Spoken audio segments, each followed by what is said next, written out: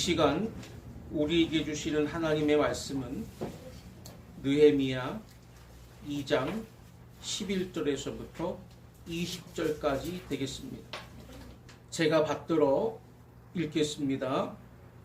내가 예루살렘에 이르러 머무른 지 사흘 만에 내 하나님께서 예루살렘을 위해 무엇을 할 것인지 내 마음에 주신 것을 내가 아무에게도 말하지 아니하고 밤에 일어나 몇몇 사람과 함께 나갈새 내가 탄 짐승 외에는 다른 짐승이 없더라. 그 밤에 골짜기 문으로 나가서 용정으로 분문에 이르는 동안에 보니 예루살렘 성벽이 다 무너졌고 성문은 불탔더라. 앞으로 나아가 샘문과 왕의 못에 이르러서는 탄 짐승이 지나갈 곳이 없는지라. 그 밤에 시내를 따라 올라가서 성벽을 살펴본 후에 돌아서 골짜기 문으로 돌아왔으나 방백들은 내가 어디 갔었으며 무엇을 하였는지 알지 못하였고 나도 그 일을 유다 사람들에게나 제사장들에게나 귀족들에게나 방백들에게나 그 외에 일하는 자들에게 알리지 아니하다가 후에 그들에게 이르기를 우리가 당한 곤경은 너희도 보고 있는 바라. 예루살렘이 황폐하고 성문이 불탔으니 자 예루살렘 성을 건축하여 다시 수치를 당하지 말자 하고 또 그들에게 하나님의 선한 손이 나를 도우신 일과 왕이 내게 이른 말씀을 전하였더니 그들의 말이 일어나 건축하자 하고 모두 힘을 내어 이 선한 일을 하려 하매 호론 사람 산발랏과 종이었던 암몬 사람 도비야와 아라비아 사람 게셈이 이 말을 듣고 우리를 업신여기고 우리를 비웃어 이르되 너희가 하는 일이 무엇이냐 너희가 왕을 배반하고자 하느냐 하기로 내가 그들에게 대답하여 이르되 하늘의 하나님이 우리를 형통하게 하시리니 그의 종들인 우리가 일어나 건축하려니와 오직 너희에게는 예루살렘에서 아무 기업도 없고 권리도 없고 기억되는 바도 없다 하였느니라. 아멘. 오늘은 사명에 열중하는 삶이란 제목을 가지고 하나님의 말씀을 선포하겠습니다. 따라하겠습니다. 사명에 열중하는 삶. 사명에 열중하는 삶. 성공하는 사람들의 7가지 습관이라고 하는 책을 써서 베스트셀러가 된 스티븐 코비. 이분이 딸과의 대화 중에 이런 내용이 있습니다. 결혼한 딸이 아이를 키우면서 너무 힘들어 하다 보니까 불평을 했다고 합니다. 나는 이 아이 키우는 일에 시간을 다 소비하다 보니까 하고 싶은 일을 하지도 못하고 또 내게 주신 하나님의 은사도 활용을 못하니 나는 너무 힘들다. 이렇게 불평을 했다고 그럽니다. 그때 스티븐 코비가 하는 말이 지금 너는 내 인생에서 가장 중요한 일인 아이를 돌보고 있는 것에 대해서 하나님께 감사하면서 즐거운 마음으로 일해라. 그러면서 너에게 있어서 중요한 것은 시간이 아니라 너의 방향이다. 이런 말을 했다고 그럽니다. 사람은 사명감이 없이 자기에게 주어진 그 일을 하려고 할 때에는 시간에 대해서 무척 아까워하고 또 그것 때문에 빨리 지치게 된다는 것입니다. 그러나 자기가 하는 일이 얼마나 중요한 일인가 하는 사명감을 깨닫고 일할 때에는 그것이 보람으로 느껴지고 또 의미를 알고 일하기 때문에 지치지 않는다는 것입니다. 그래서 이런 말이 있어요. 시계가 중요한 것이 아니라 나침판이 중요하다. 사람은 시계를 보면서 내가 몇 시까지 무슨 일을 하고 몇 시까지는 무슨 일을 해야 한다. 이렇게 타이트하게 삽니다. 그러나 사실 그거보다 더 중요한 것은 나침판과 같이 나는 어떤 방향으로 살 것인가, 내가 해야 될 일이 무엇인가, 이걸 깨닫고 그 다음에 시간 조절을 하며 살아야 삶의 의미가 있고 또 지치지 않고 승리로운 삶을 살 수 있다, 그런 말입니다. 그렇기 때문에 우리는 사명에 열중하는 삶, 이것이 필요하다, 그런 말씀입니다. 오늘 본문에 느헤미야라고 하는 사람이 바로 그런 면에서 가장 탁월한 인생을 살은 승리한 사람이다 라고 말할 수가 있습니다. 그는 페르시아 제국 때에 황제를 모시는 측근 중에 측근이었습니다. 인간적으로 보면 대단히 출세를 한 사람이었습니다. 그러나 그가 훌륭한 것은 출세해서가 아니라 자기 사명을 깨닫고 자기 사명을 위해서 자기 인생의 방향을 새로 잡고 그 방향에서 승리했다는 것이 그에게서 우리가 배워야 할 점이라는 것입니다. 그는 고국에서 한 사람이 올라와 자기에게 얘기해 주는 말에 큰 충격을 받았습니다. 그것은 자기 고국 이스라엘이 황폐해지고 예루살렘 성이 다 무너져 가지고 이스라엘 백성들이 이웃 주변 나라에게 아주 푸대접을 받으며 곤고하게 살고 있다는 말을 듣고 그 마음속에 사명감이 생겼습니다. 내가 황제를 모시면서 이렇게 부유하게 출세해서 사는 것도 좋지만 그거보다 더 중요한 건 하나님께서 내게 이 예루살렘 성을 재건해서 이스라엘을 다시 부흥시키는 것이 사명이다 하는 깨달음이 왔습니다. 그날부터 열심히 하나님께 기도해서 그런 응답을 받아 결국 높은 자리를 버리고 그가 스스로 자원을 해서 유다의 총독이 되어 결국 예루살렘 성벽을 건축해내고 이스라엘을 재건시키는 아주 탁월한 공로를 세웠습니다. 바로 우리 인생은 이와 같이 그 어떤 목표가 주어지고 그 목표를 향하여 다름질을 칠 수 있는 그 열정 있는 삶이 우리에게 중요하다는 걸 깨닫게 해주시는 말씀입니다.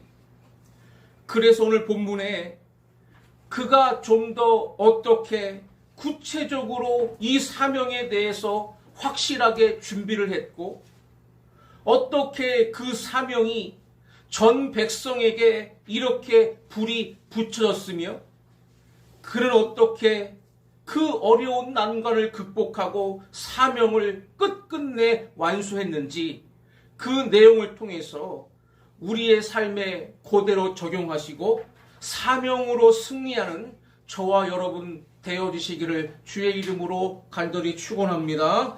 세 가지로 말씀을 상고합니다. 첫째는 11절부터 16절에 보면 사명을 숙고하라, 이것이 중요한 주제입니다. 따라하겠습니다. 사명을 숙고하라. 사명을 숙고하라. 본문 11절과 12절 상반절에 보면 이런 말씀이 있습니다. 내가 예루살렘에 이르러 머무른 지 사흘 만에 내 하나님께서 예루살렘을 위해 무엇을 할 것인지 내 마음에 주신 것을 내가 아무에게도 말하지 아니하고 그랬습니다. 그가 예루살렘에 도착한 지 3일 만에 그는 자신이 왜 이곳에 왔는지, 자신이 어떤 일을 해야 될 것인지를 마음속에 새겼습니다. 하나님께서 내게 주신 일을 그가 마음에만 간직하지 않고 그 일을 어떻게 하면 좋을 것인가 하고 다른 사람에게도 알리지 않고 몇몇 사람만 데리고, 다시 말해 측근만 데리고 예루살렘 성을 한 바퀴 조사했습니다. 가면서 보니까 성벽이 다 무너졌고 성문은 불에 타 형편없는 상황이 된 것을 그는 다 조사를 해서 알게 됐습니다. 왜 그랬을까요? 그것은 자신이 해야 될 일이 무엇인가를 알고 왔지만 구체적으로 이제는 머리로만 아는 게 아니라 손발로 어떻게 그 사명을 이루어야 될 것인지를 조사하고 계획을 세우고 준비를 해놨다 그 말입니다. 이것이 중요합니다. 많은 사람들도 다 나름대로 나는 어떻게 살면 좋겠다 하는 막연한 사명감은 있습니다. 그러나 머리로만 가지고 있어요. 어떠한 삶이 좋다는 걸 아는데 그것이 그 삶 속에 실천되지 못하는 것은 연구하지 않기 때문입니다. 나는 구체적으로 어떻게 살아야 될 것이냐를 깊이 연구하고 준비하는 사람이 이를 이루어내지, 그저 막연한 방향만 잡고 실천력이 없이 깊이 들어가지 않는 사람은 이뤄내지를 못하는 것입니다. 여기에 큰 비결이 있다 그 말입니다.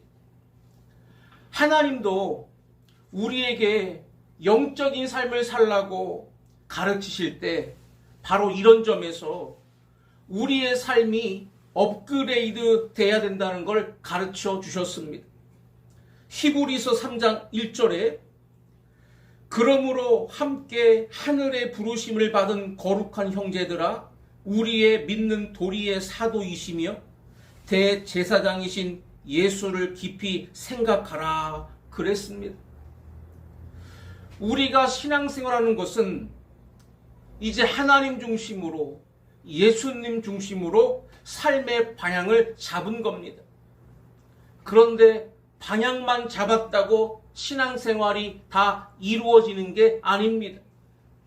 더 중요한 건 바로 우리의 신앙의 주인공이 되시는 그 핵심 키가 되신 예수 그리스도를 깊이 생각하고 신앙이 더 깊이 준비되는 만큼 우리의 삶이 이어져 나가는 것입니다.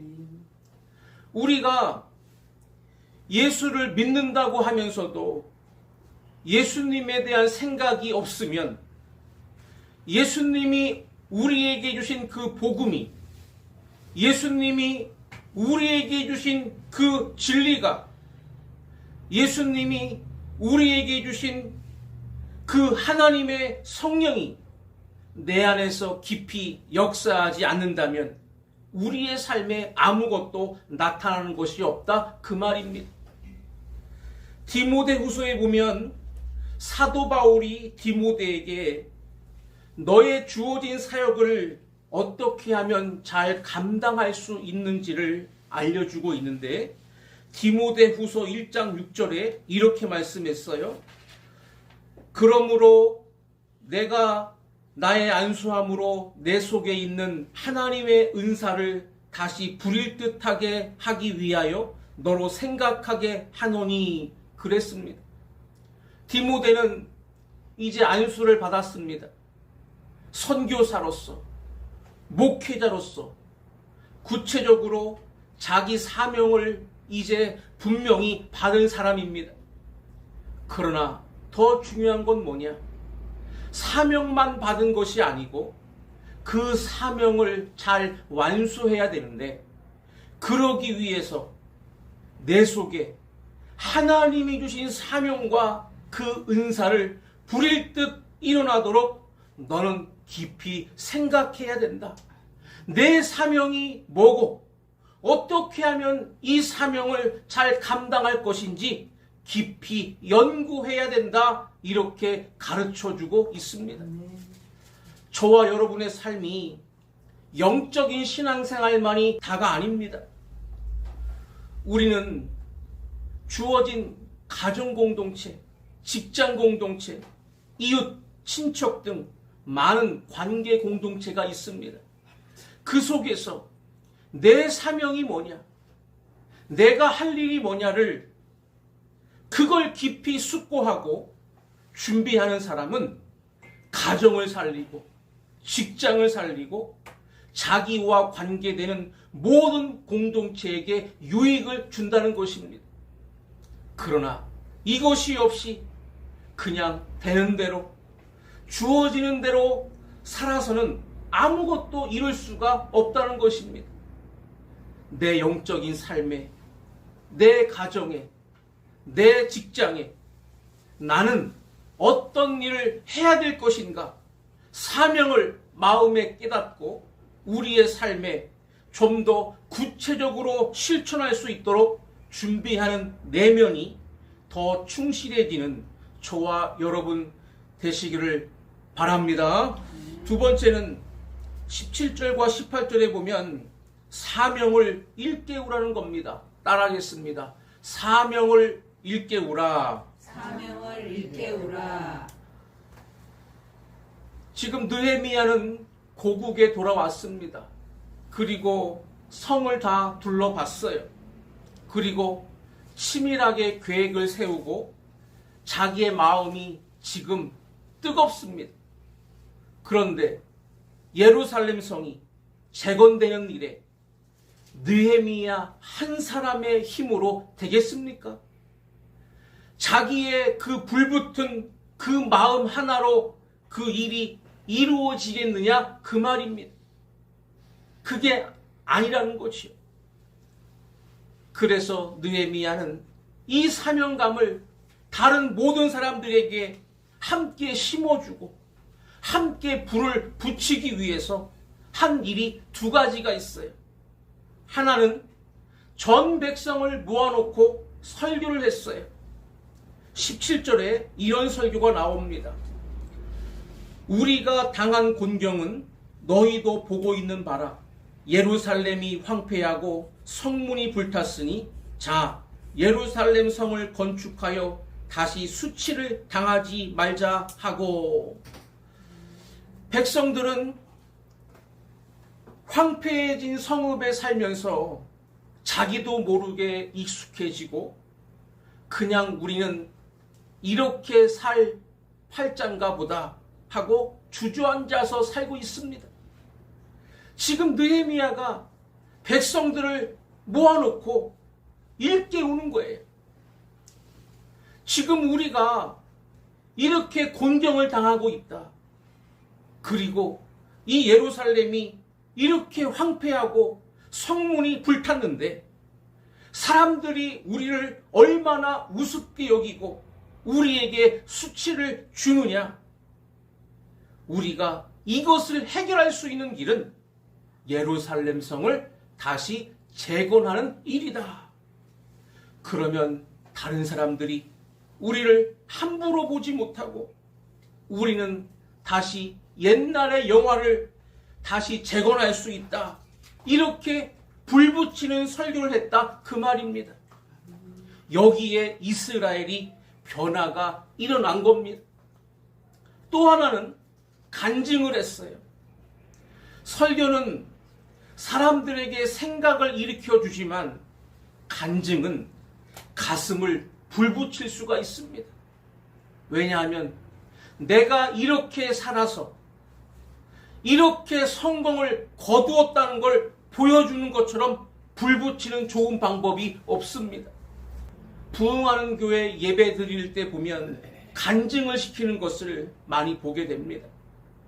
제자 훈련을 마치고 난 소감, 새가족 수료를 마친 소감, 세례받은 소감, 전도를 직접 해본 소감, 교회 안에서 주어진 사역을 해본 소감 등 이렇게 간증을 세우는 이유는 간증만큼 성도들에게 동기부여가 확실하게 되는 가슴에 불붙이는 좋은 방법이 없기 때문입니다. 느헤미야가 18절 상반절에 이렇게 간증을 합니다. 하나님의 선한 손이 나를 도우신 일과 왕이 내게 이른 말씀을 전하였더니, 간단하게 간증을 말했지만 이런 말이에요.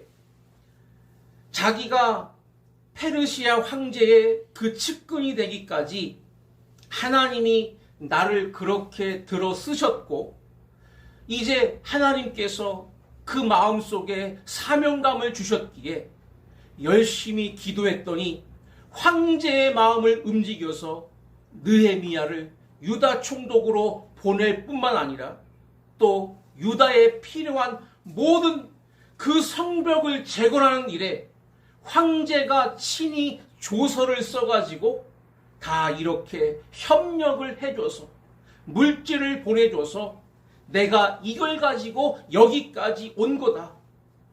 이제 우리가 하나님의 그 역사를 본 대로 우리가 일만 하면 얼마든지 가능하지 않겠느냐, 이렇게 자기를 간증한 겁니다. 이 설교와 간증이 이스라엘 백성들에게 주요해서 느헤미야의 불붙은 그 마음이 온 백성에게 다 전파가 됐습니다. 그랬더니 그 백성들이 어떻게 반응을 했습니까? 18절 하반절에 보니까 그들의 말이 일어나 건축하자 하고 모두 힘을 내어 이 선한 일을 하려 하매, 이런 변화가 온 겁니다.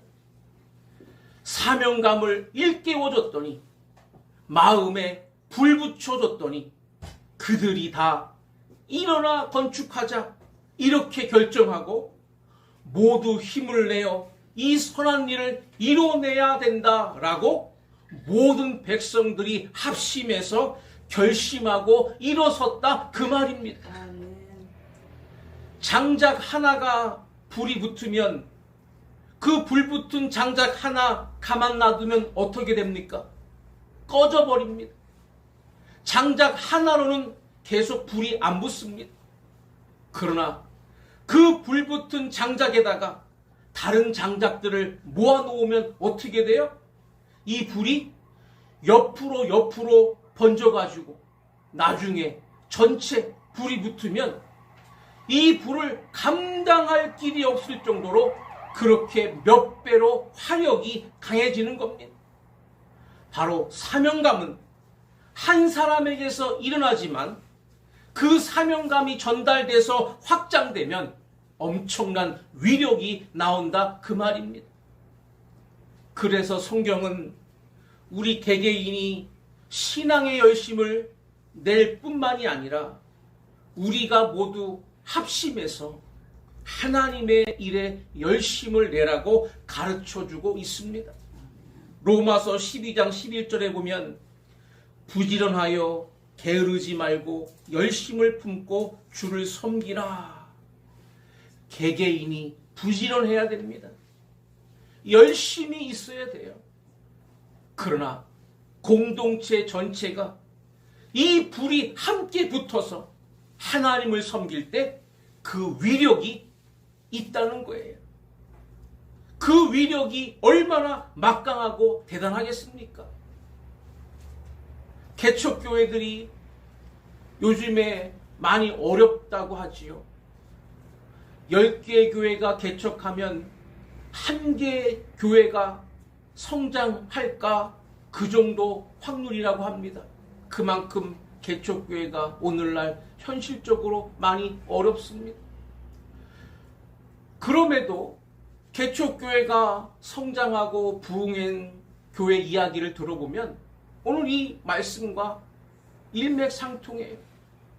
한 사람이 은혜를 받으니까, 사명을 받으니까 그 불붙은 사명이 한 사람을 전도하고 그 전도한 사람에게 또 불이 붙게 되고 그 사람이 또 한 사람을 데리고 오고 또 한 사람에게 그 불을 전달하고 확장되니까 맨 처음에는 1명, 2명이 시작했지만 그 불붙은 마음이 그 공동체 전체를 다 뒤집혀 버려가지고 화력이 커져가지고 조금씩 조금씩 성장해서 오늘날의 교회를 이루게 되었다라고 하는 목사님들의 간증을 들었습니다.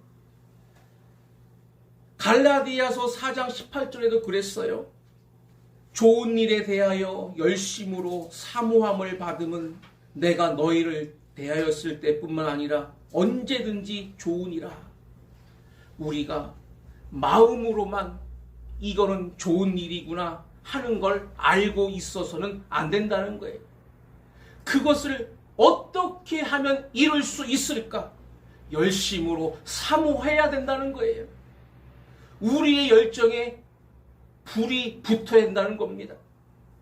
그것을 또 우리가 공동체 전체가 할 수 있도록 격려를 할 때 좋은 일의 역사가 이루어지는 것이다. 그 말입니다. 또 우리가 영적인 사랑도 마찬가지입니다. 베드로전서 4장 8절에 보면 무엇보다도 뜨겁게 서로 사랑할지니 사랑은 허다한 죄를 덮느니라 그랬습니다.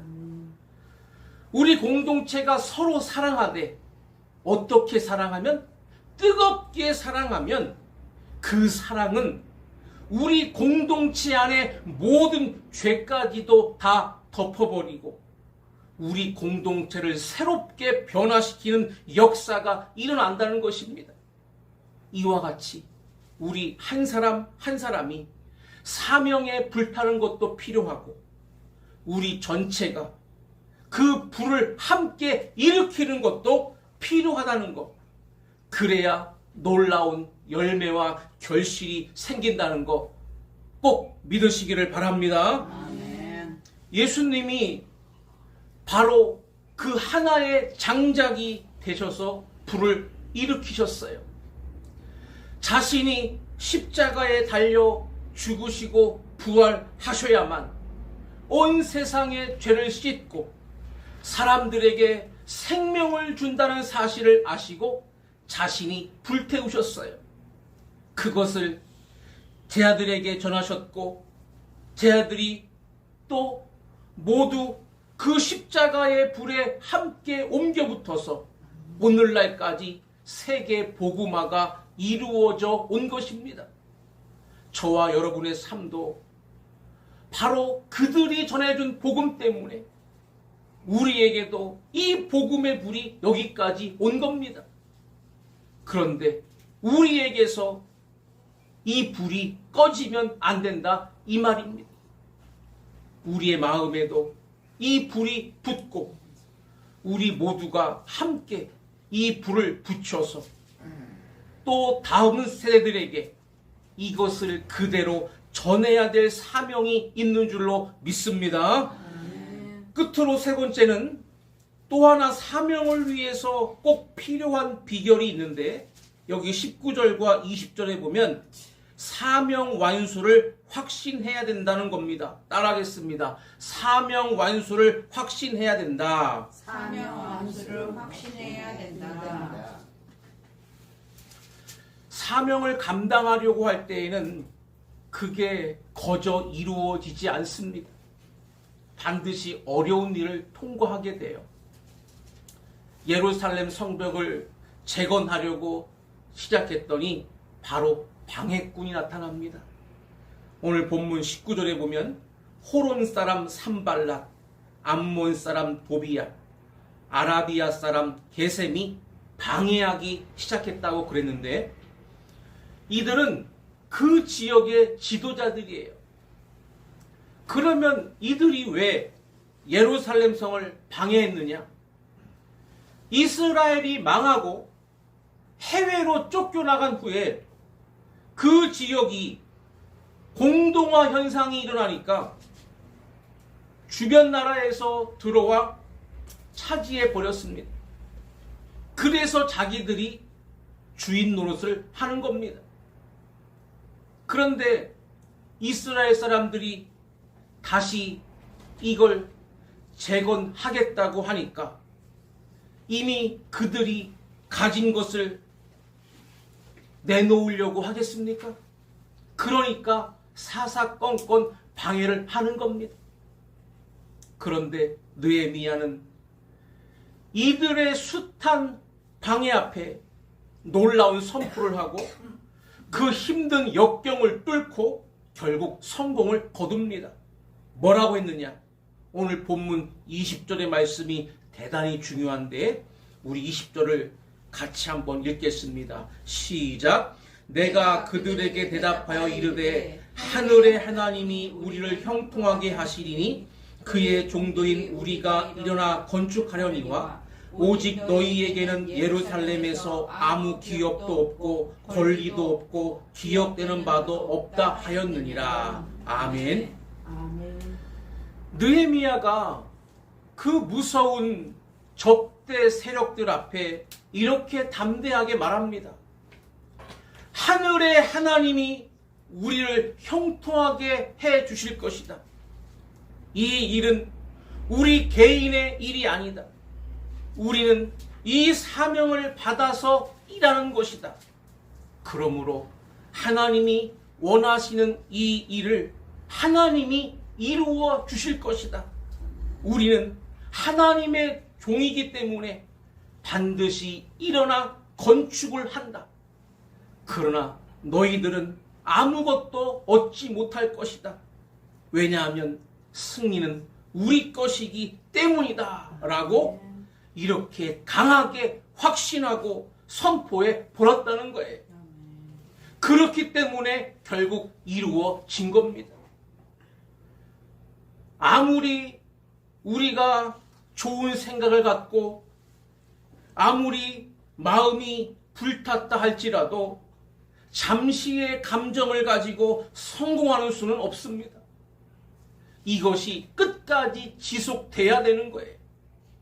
우리의 지성을, 우리의 감성을 뿐만 아니라 우리의 의지를 합해서 끝까지 밀고 나가는 이런 강한 확신이 없이는 아무 일도 되는 게 없다는 것입니다. 성공하는 사람, 실패하는 사람, 여기에 차이가 있다는 겁니다. 강한 확신을 가지고 끝까지 밀고 나가는 사람은 그 일에 분명 성공을 거둡니다. 그런데 좋은 뜻만 품고 그 자리에 그냥 머물러 있는 사람은 나중에 식어버립니다. 바로 이 차이가 있다 그 말이에요. 미국의 브라더 앤드류라고 하는 분이 대학 강단에서 말씀을 가르치는데 기독교 학생 400명을 앞에 놓고 가르치다가 질문 있으면 하라 그랬더니 두 학생이 나와서 얘기를 하는데 이 사람들은 완전히 기독교를 반대하고 오히려 경멸하는 발언을 한 겁니다. 두 사람의 취지가 무슨 말인가 하면 과거 기독교의 그 흔적을 보면 제국주의와 함께 결탁해서 많은 나라들을 침략해가지고 수탈하는 데만 앞장섰지 기독교가 한 일이 뭐냐? 오히려 이 세상을 구원한 것은 마르크스주의와 그리고 모택동이나 레닌과 같은 사람이 실제로 가난한 사람들을 구원해 주지 않았느냐 하면서 기독교를 경멸하고 공산주의를 막 치하하고 들어가 버렸어요. 그런데 400명의 학생이 강의를 듣다가 아무도 거기에 대해서 반발을 하지를 못했답니다. 왜냐하면 이 사람들이 혁명가의 기질이 있고 아주 거친 사람들이었기 때문에 나중에 보복당할까봐 두려워서 거기에 대해서 반대되는 말을 아무도 못하고 잠잠한 거예요. 잠시 침묵이 흘렀습니다. 그런데 어느 흑인 학생 하나하고 이방 백인 학생 하나가 나오더니 이런 말을 하는 겁니다. 흑인 학생이 나는 나이지리아에서 온 사람입니다. 그런데 내가 살던 그 나라와 고향은 너무나 미개하고 형편없었습니다. 우리는 하나님도 몰랐습니다. 그러나 기독교의 선교사들이 들어와서 우리에게 복음을 전해주고 또 선진 문화를 많이 가르쳐줘서 이렇게 복음으로 구원받고 깨었기 때문에 그 중에 나와 같은 사람들이 지금 미국 땅에 들어와서 이렇게 대학에서 공부까지 할 수 있고 자기 나라를 위해 일할 수 있는 기회가 된 것. 나는 기독교의 그 공로에 의해 나와 같은 사람이 된 걸 나는 감사합니다 하고 들어갔어요. 그랬더니 또 한 사람 백인이 나와서 나는 동유럽의 사람입니다. 나는 공산주의를 경험했습니다. 공산주의는 말은 좋았지만 실제로는 많은 사람들에게 억압을 하고 자유를 주지 않고 너무 괴롭혔기 때문에 나는 그 나라에서 탈출해서 미국에 온 사람입니다. 나는 지금 너무나도 행복하게 자유롭게 살고 있고 바로 저 두 학생이 앞에서 공산주의를 치하했어도 그들이 자유로울 수 있다는 그 자체가 바로 이 복음으로 이렇게 민주주의를 이룬 이 나라가 훨씬 훌륭하다는 걸 증거하고 있지 않습니까? 나는 오히려 기독교가 우리에게 이런 자유를 준 것이 나는 감사합니다 라고 말을 하고 들어갔다는 거예요. 우리가 적 앞에서 우리 자신의 뜻을 분명히 밝힐 수 있는 것은 바로 내 내면 속에 뜨거운 사명감이 없이는 할 수가 없고 뿐만 아니라 이 사명을 반드시 이루겠다고 하는 확신이 없이는 이런 말을 못하는 겁니다. 사도 바울이 아주 좋은 예가 됩니다. 사도 바울은 사도행전 20장 24절에 그런 고백을 했어요. 내가 달려갈 길과 주 예수께 받은 사명 곧 하나님의 은혜의 복음을 증언하는 일을 마치려 하면은 나의 생명조차 조금도 귀한 것으로 여기지 아니하노라. 내가 예수님께 받은 사명을 감당하기 위해서는 내 죽음도 불사하겠다. 내 생명도 아끼지 아니하고 하나님께 바칠 각오가 다 되어 있다. 바로 그렇기 때문에 사도 바울을 세계 복음화를 위한 전초기지인 아시아와 유럽에 심어 놓은 것입니다. 저와 여러분의 삶 속에 이러한 사명감과 그리고 뜨거운 마음과 뿐만 아니라 하나님께서 기뻐하시고 우리가 반드시 해야 될 이 일은 끝까지 우리가 밀고 나갈 때 이루어질 수 있다는 확신을 가지고 살아가므로 모두가 이 사명에 승리하는 저와 여러분 되어지시기를 주의 이름으로 간절히 축원합니다.